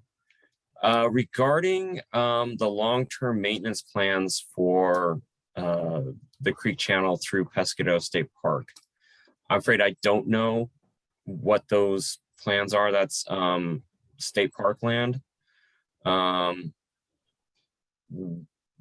thing I can say though is we haven't had any, that the channel work that has occurred over the last couple of years, we've been in the middle of a drought. So I think only time will tell when we finally do, cross our fingers, get a real water year, a real wet winter. I think that's when we'll find out for sure whether that work was sufficient. Until then, we can only make guesstimates, really. But I'm afraid I don't have an answer to you as to what is the long-term maintenance for the creek. How about the removal of the infrastructure from the current site and the restoration of the floodway, connecting it to the floodplain there? Sorry, Mike. I just wanted to mention I've invited Sophie Mintier, the interim assistant community development director, on as a panelist as well. So you'll see her on your screen, and she may also have some responses in addition to Mike. So just wanted to make that known. Okay, so as part of the restoration site, my understanding is that most of the buildings will be removed, but there is one building that will remain, as I believe my understanding. But the thing is, the fire station is on the other side of Pescado Creek Road from the marsh. And so restoring the floodway, I think, would involve having to reconfigure Pescado Creek Road in some way. I do understand exactly what you're getting at is simply moving this. The fire station doesn't change that particular issue, but I think the solution is much more involved than simply the fire station. It involves completely perhaps moving Pescado Creek Road so it's not even in the floodway. So I'm not aware of anybody talking about doing that. And if I could jump in here again, I'm Sophie Mintier. With regard to the question about the removal of particular infrastructure, as Mike said, most of the facilities, most of the structures on the current fire station will indeed be removed. The apparatus bay will be retained, and then a portion of the buildings will also be remodeled so that they're more up to current standards. And that site will be retained for other emergencies going forward. So that is the plan for the existing fire station. Thank you. We had a couple other members with their hands up. I was hoping to get James a chance to talk. Thank you. My questions are regarding the replacement land by the Coastal Commission. It was my understanding that you guys need to find 3x times the land in pad. And I was wondering, have you guys started looking, are you guys finding sites? When are your deadlines? Because it's my kind of understanding that none of this matters unless you're able to fulfill that requirement. And last time we were talking, we had all been skeptical. Yeah, skeptical whether you would find it. You are correct that yes, the Coastal Commission is requiring basically an offset. Since this is prime soil that would be converted for the fire station, they're requiring the county to go out and acquire compensatory prime soils. My understanding is, yes, the county manager's office is the county, not just the county manager's office, but the county is in the process of looking, trying to find a piece of land that will meet this, fulfill this requirement from the Coastal Commission. I'm afraid I don't know what the deadline is in order to have that done, whether there's it has to be done by the time the fire station is occupied. I don't know, unfortunately, at this moment. But yeah, we are looking. I'm afraid I don't know if how successful we've been. I don't think we've found anything yet, but we're still in the process of looking and working with other potential agencies that may have prime soils. It doesn't necessarily have to be strictly zoned PAD. It could be zoned RM. It just has to be in the coastal zone, and it does have to be prime soils. If I can jump in also, just from the last meeting that we had on this, Melissa had mentioned that it is a mitigation measure in the initial study, mitigated negative declaration for the project for that mitigation site. And it is written as prior to issuance of the building permit for construction of the fire station. The county needs to submit evidence to the Coastal Commission that meets their standards for that mitigation site. Thank you, Summer. If I could add one more point, which is that the required ratio from the Coastal Commission for us to provide is a 2-to-1 ratio. So that's about 3.5 acres that we will need to secure. We are, the search for a suitable parcel or parcels is currently underway. It's being led up by the county's real property division.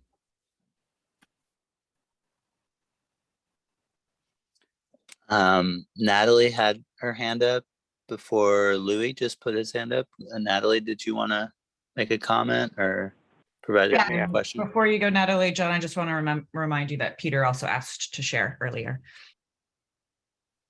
Thank you. Good point. Lauren. Okay. So do I go then Peter or Peter then me? Natalie first. That's Natalie first. Okay, so I just have a question, and it is regarding that mitigation property. I actually called before Melissa Ross left the county and left several messages with these questions, because that was in fact the person to call since our last meeting and never got a call back. So hopefully they can be answered now.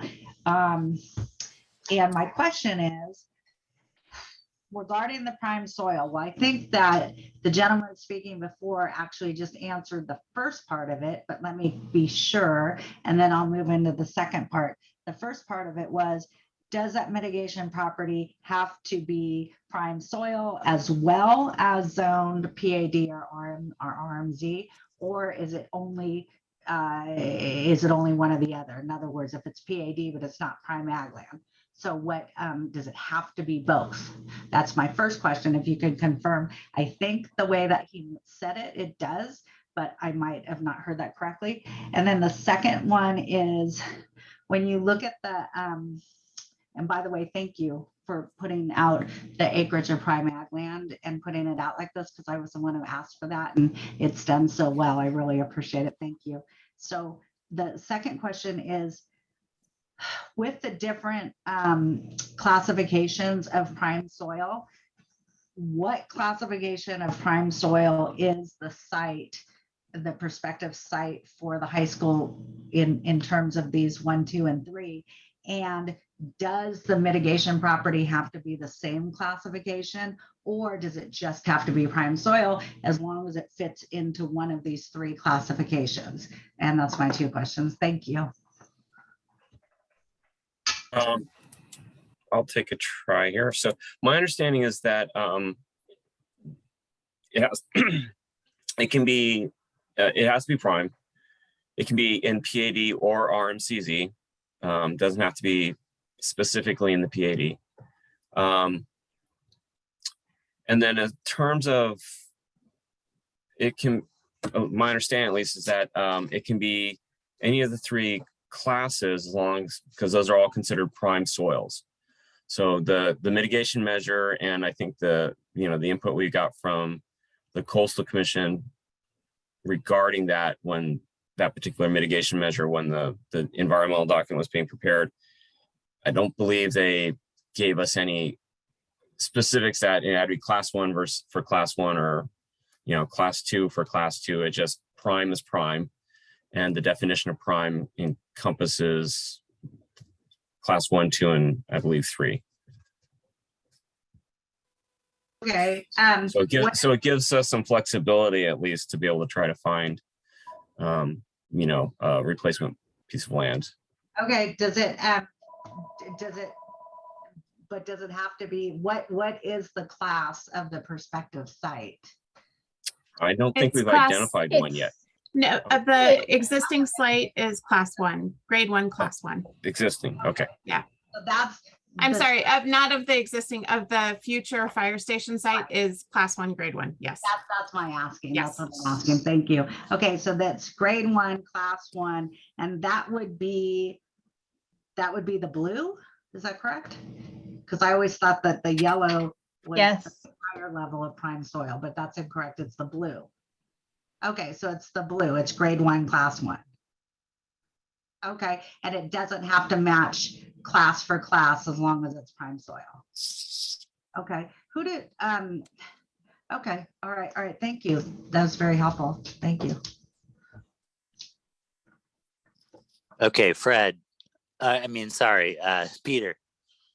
Yeah, the question that I want to ask was, and I think I asked it before, but the wells, according to LAFCO, was deemed for the township of Pescado, and I couldn't tap into the municipal water to my property for like my farm labor housing, but here it's able to do for the fire station.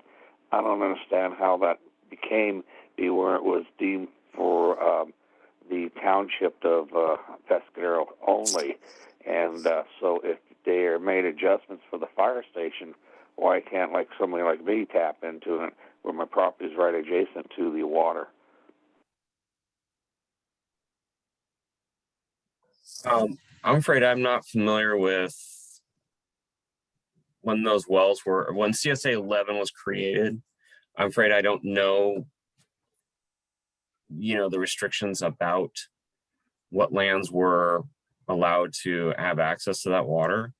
The restriction was that it went through LAFCO that water was township of Pescado only, and the fire station doesn't meet that criteria.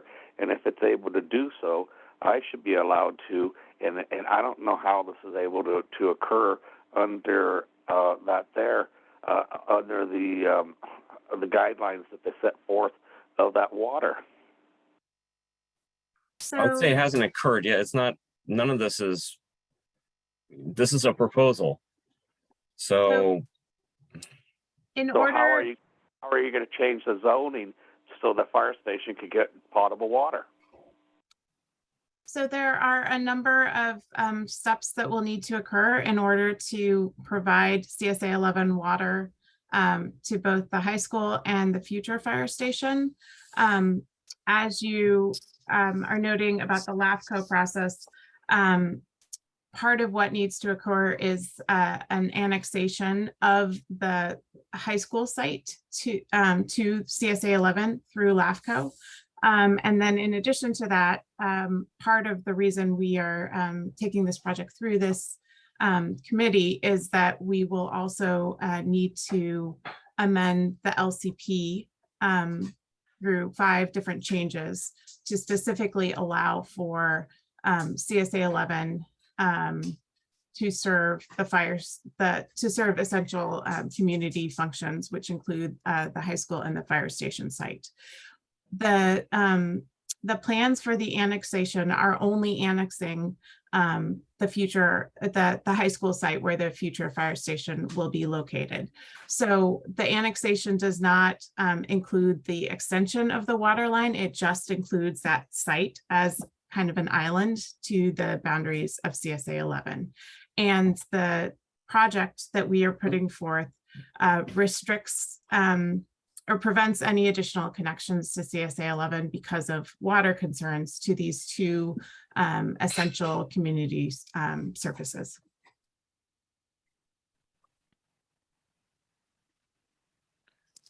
I'd rather have the water for my workers than the firehouse. Understood, Peter, but also you can understand that getting water to all the kids at the school does serve the community. Let's see if Louis, you had your hand raised. Yes. On my question is the 3.5 acres that would be mitigated. Does it have to be within a certain radius of the existing site? My understanding is it only has to be in the coastal zone. It's my understanding, but there is no specific radius. Okay. But it has to be in the Pescadero area, right? Well, it has to be in the coastal zone. The Coastal Commission has not, they have specified only that it must be within a reasonable distance of the current site, and they have not specified what that means. And so part of our process, once we find a suitable site or sites, is checking with the Coastal Commission to see whether the distance is acceptable to them. So we don't, I think it's probably likely that the Coastal Commission wants to see that within the broader community of Pescadero, but we don't have that, we don't have a definitive guideline from them on that.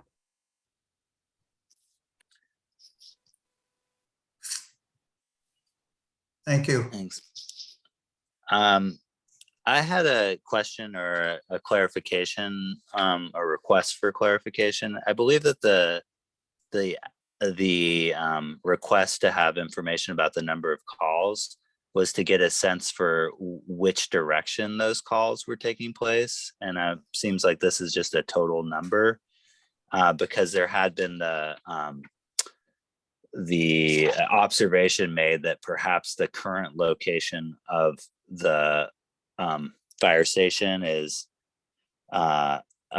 more proximal to the more serious calls, like say accidents on Highway 1, and those would now require the ambulance or the fire truck to drive through the town. If we're now in that new location, and I just wanted to know if there was actual a record of how many serious calls were in each direction relative to the existing fire station.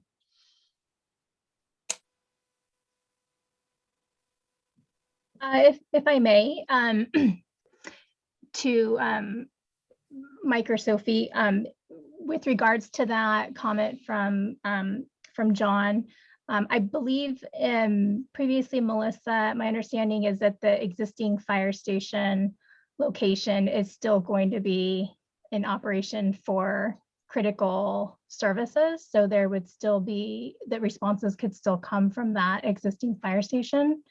I'm not sure if there's clarification on that, but I thought I remember Melissa mentioning that. The existing fire station, after the proposed new fire station is operational, will, yes, be used for particular types of emergencies. I don't know that that it's proposed to be used for kind of the types of emergencies that that the fire station would need to respond to throughout the year. I think it's more so for major things such as, you know, if there's a major fire in the community, wildfire in the community.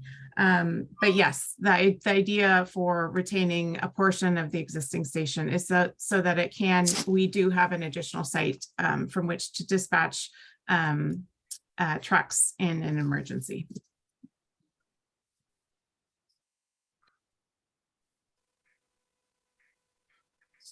Okay, yeah, and I may be a mute point because the the current station is inadequate and can't be adequately renovated in its current location.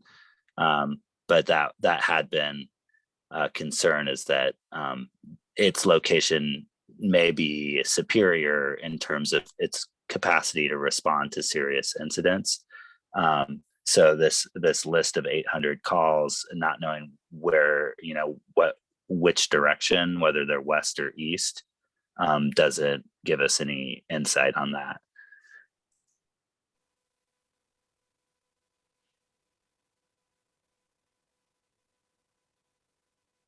Summer, do we know who prepared this list? Who might be able to offer the additional clarification that John is requesting?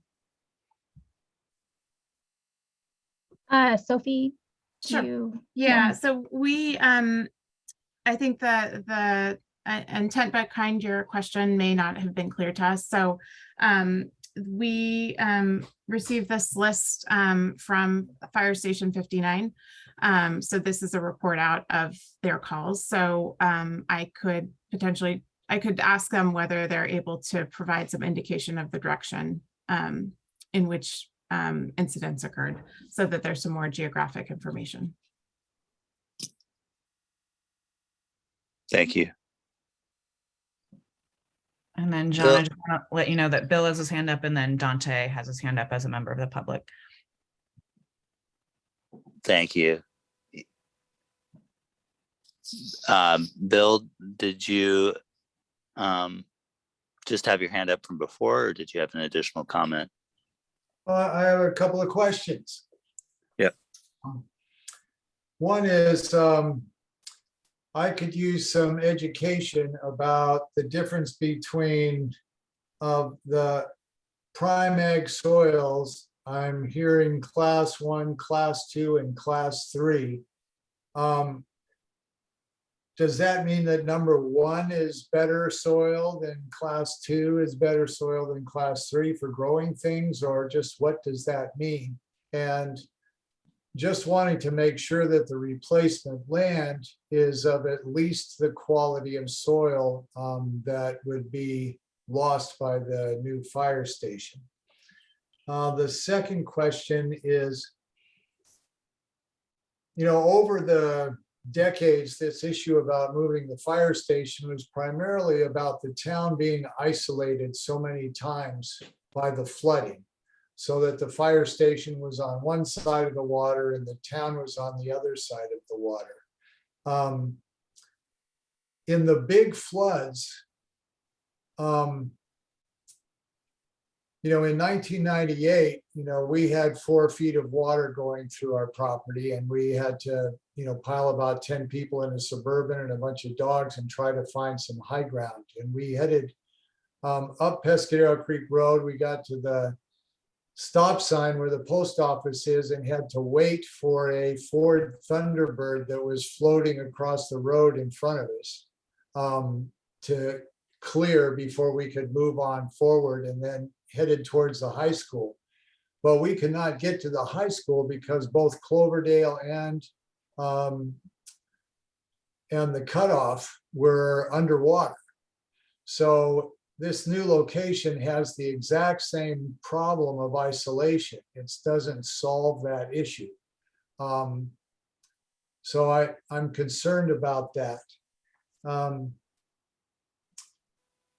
Because now I think because the flooding comes from Pescadero Creek Road in these huge events. I mean, Pescadero Creek, Butano Creek as well, but Pescadero Creek is the one that floods the entire town down there. So that's, I guess, more of a comment, but then on the class 1, 2, or 3, if somebody could educate me about that, I'd appreciate it.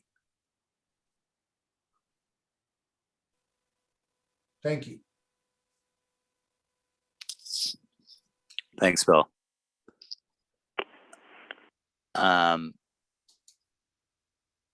Do you want a response to the soil classifications? Or, yeah. Okay. So basically with regards to the class 1, 2, and 3 soils, the class 1 soils are basically, for lack of more technical probably description, are the best soils in terms of, you know, kind of how limiting they are in terms of what kind of crops are said to do well in those soils. So class 1 is essentially the top, and then it moves down to class 2 and class 3. But all, again, class 1 and 2 and 3 here that you're seeing here are still considered prime agricultural soils in general, that general classification. But it's a difference between how much kind of constraint or restriction, I guess, or, you know, the quality of the soil for what it can support. Thank you, Summer. Yeah, that helps. And so my comment is I would just want to see the replacement land to be, you know, of equal or better quality as far as the soils go. And I do have to apologize. It's after 9 o'clock and I have another meeting I have to go to. So thank you, everybody. And I'll see you next time. Thanks, Bill. And we should be adjourning soon as well, but I'd like to get Dante's comment from the public, comment or question. I'll try to hang in for that. Hello? We hear you. Okay, great. Hello, Dante. Thank you. Sophie, I'll follow up with you later on some other questions. You know, I'm part of the CSA 11 committee as well as the Firehouse Steering Replacement Project, which we haven't had a meeting in some time, but just a couple quick questions there. But one, as far as the calls, you guys, the data on the calls, which is old data, as far as Station 59, it was about 50-50 from the coast to heading up Creek Road, but it was more about the severity of the calls, Highway 1, something major versus, you know, bee sting at the park kind of thing. So they might want to update that because a lot has changed since then. That's been years. And very big supporter of bringing the water to the school, you know, for our firefighters, our teachers, our kids. I mean, that's a no-brainer. The problem is CSA 11 was formed back in early 90s, 1988, I believe, and Virginia Warhite drilled the first well, which was a school teacher looking to bring water there way back when. Since then, we've had multiple wells drilled, and the most recent well, but I believe the monitoring well, the production well, the newest well, and then the contractor that did the work up there drilled the dry well next to the chlorination room. So several wells up there. Don't know the depth, but it'd be nice to get updated on all that stuff.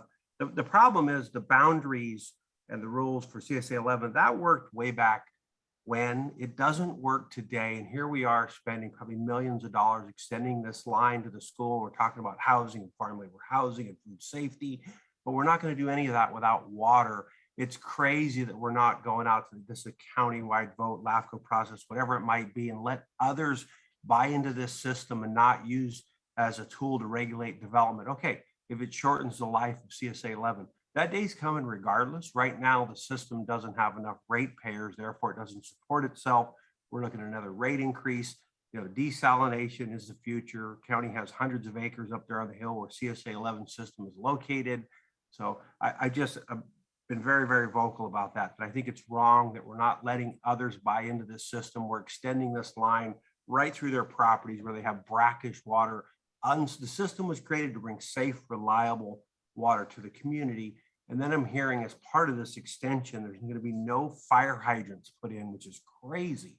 You know, homes have burned down along the way. So I would really appreciate if you can set up a meeting for the steering committee so we can talk through some of this stuff. I have a long list. I won't bore you with it tonight. So, it's been so long. It was actually a DPW project when this first started.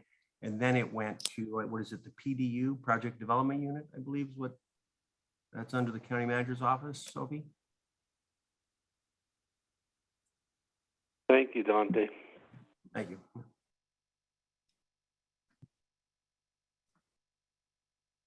Louis has his hand up. Yeah, Bill, this is regarding the classifications of the soil. 1, 2, and 3 could very well have the same exact soils, but the slope of the land would change it from a 1, 2, or 3 also.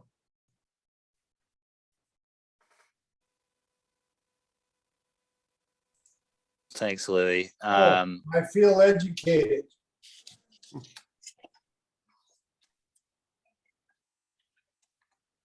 Well, it is Oh. after 9. Natalie, you have your hand up. Were you chiming in? I just needed to let you know that since it's 9 o'clock, I do have to go right at 9. So I'm so sorry. And thank you very much. If I may interject as well, because we are, I know, losing members given the time, but I think at this time, just given other components of the project and timing, that that staff is requesting the committee to provide a vote on the project, on the LCP amendment this evening. Summer, I wish that had been shared at the beginning of the meeting so that we could have planned for that. At this time, I think it's kind of rushing our hand to ask us to make a decision while we're still trying to wrap up discussions around it. So is it at all possible to address it at the next committee meeting in September? I will defer. I mean, as a regular agenda item, the consideration, the idea was that there was, when it comes before the committee on a regular agenda item as a consideration, that a vote, you know, or recommendation is taken. Unless the committee determines that additional default discussion is needed, which we have in the past. Agree. I agree, but I'm just saying that I think the default should be that, you know, the committee is expecting to take a vote, unless, of course, there's further information or the committee wishes to continue the item. However, and I understand the committee's, you know, maybe at the point that they are feeling like they would like to continue it, but I think that any applicant has the opportunity to understand that perspective of the committee and request a vote. And I think that's what staff is requesting, is for a vote to be taken. I like Dante. Understanding, so. I like what Dante Silvestri said. Yeah. You'd have to, I'm not sure what you'd have Is the to. committee prepared repeat to that. make a vote on this item now? Well, I mean, we could vote on it, or we could make a motion to vote on it. It could die for a second, or we could actually take a vote and it may pass or it might not pass. If it doesn't pass, then we could talk about continuing the item. Here we lost members of the committee and now we're taking the vote. Fred, are you prepared? Are you able to make a motion in the interest of time since it's already 9:07? I don't know. I'm sorry to put you on the spot. You just had a great suggestion there. And also, Yeah, Michael, well- if you don't mind stopping sharing your screen so we can have a better community sorry. interaction for the final conversation. Thanks. And John, I defer to you, of course, as the chair on how you want to move forward here. Yeah, it seems we're after time here, but we can quickly take a vote. Is the request of the county out of respect? And we may not provide the answer that they are looking for. But I'll make a motion to vote. Well, yeah, I'm not sure that I want to approve of it. So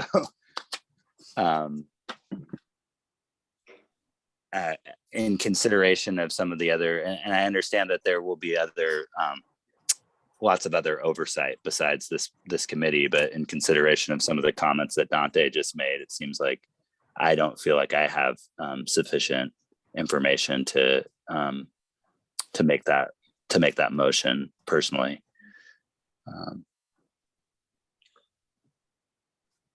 I could make a motion to support the county project as proposed and provided it meets the criteria of the Coastal Commission and other zoning requirements.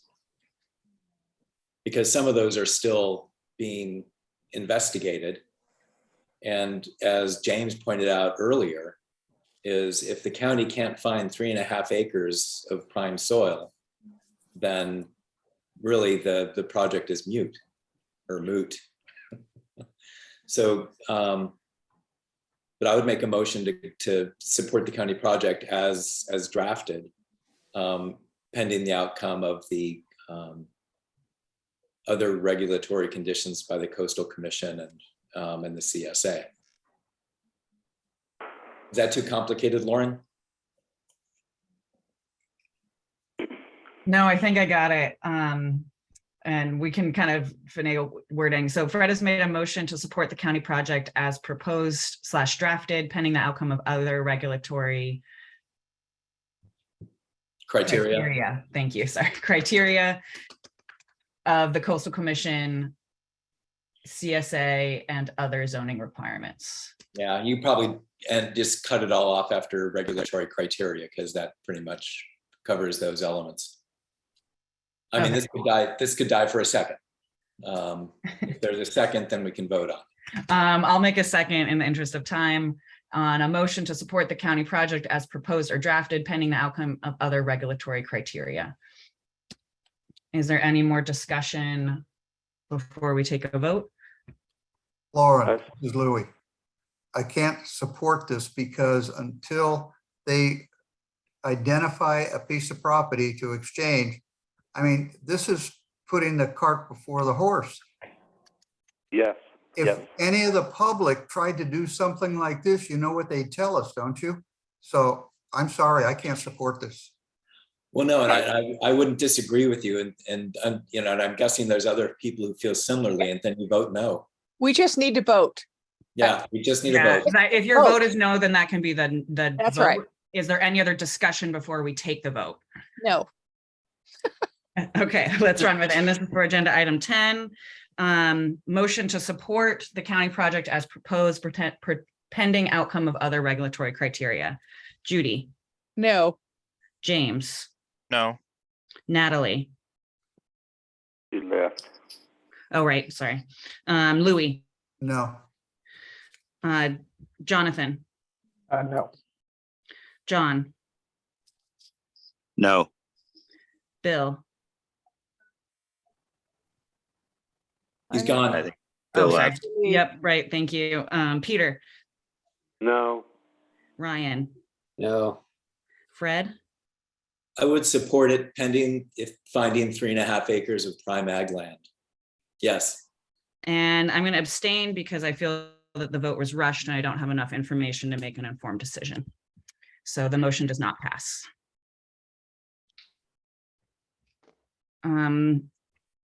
would we like to discuss this further to future agenda, or does that conclude the matter?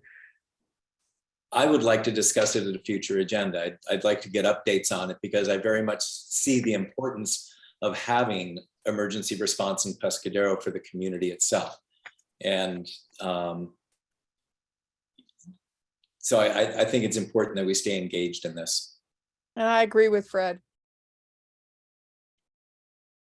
This is Judy. I would like to see it continued. Okay, I'd like to, sorry, quickly, guys, I know we're running over a little bit. I'd like to make a motion that we continue discussing this item at the next agenda on the September meeting. I second. Okay.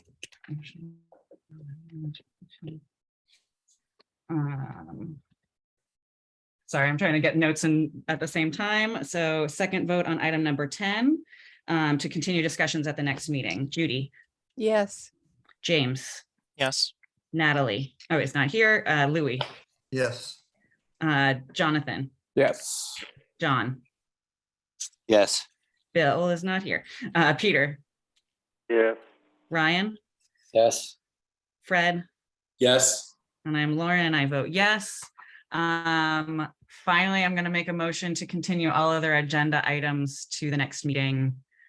Do we need a second on that, or can we just say we're continuing? John, can you make a declaration that Yeah. continuing everything to the next agenda? Yes.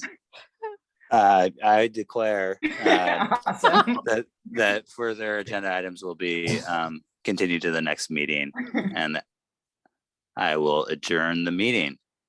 Thank you. Thank you. Thank you. Separate from meeting, on the discussion notes for ag tourism, please reach out if you like a different framing, if that didn't work, if you want additional clarification for the next meeting. No, thank you. I thought it was really clear. Yeah. Okay, awesome. Thank you, Lauren. No. Thanks for you, that Louie. feedback. And thank you guys. Thank you all. Great meeting tonight. Take Good care, night. everyone. Thank you, everybody. Judy. Bye.